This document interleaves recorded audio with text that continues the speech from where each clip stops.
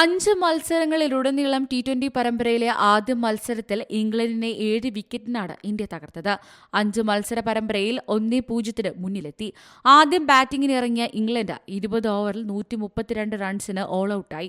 അഭിഷേക് ശർമ്മയുടെ വെടിക്കെട്ട് അർദ്ധ സെഞ്ചുറിയുടെ കരുത്തിലാണ് 12.5 ഓവറിൽ 3 വിക്കറ്റ് മാത്രം നഷ്ടപ്പെടുത്തി ഇന്ത്യ ലക്ഷ്യം മറികടന്നത്. 34 പന്തിൽ 79 റൺസ് എടുത്ത അഭിഷേക് ശർമ്മ 20 പന്തിലാണ് അർദ്ധ സെഞ്ചുറി തികച്ചത്. ഇന്ത്യയുടെ ടോപ്പ് സ്കോററും അഭിഷേകാണ്.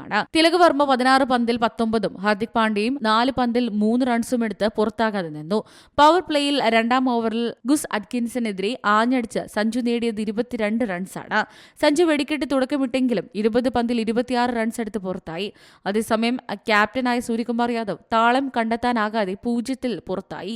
ഇംഗ്ലണ്ടിനായി ജോഫ്ര ആർച്ചർ 2 വിക്കറ്റ് വീഴ്ത്തി. ആർച്ചർ എറിഞ്ഞ ആദ്യ ഓവറിൽ സഞ്ജുവിന് ഒന്നും ചെയ്യാനായില്ല. അവസാന പന്തിൽ സിംഗിൾ മാത്രമാണ് സഞ്ജു നേടിയത്. എന്നാൽ 2ാം ഓവറിൽ 1 സിക്സും 4 ഫോറും അടക്കം 22 റൺസ് അടിച്ച സഞ്ജു ഗംഭീരമാക്കി.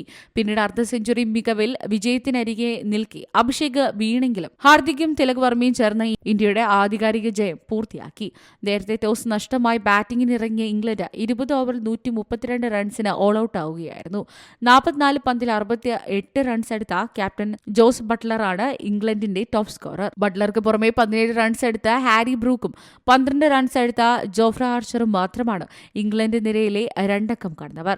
ഇന്ത്യയ്ക്കായി വരുൺ ചക്രവർത്തി 3 വിക്കറ്റ് എടുത്തപ്പോൾ അർഷ്ദീപും ഹാർദിക് പാണ്ഡ്യയും അക്സർ പട്ടേലും 2 വിക്കറ്റ് വീതം വീഴ്ത്തി.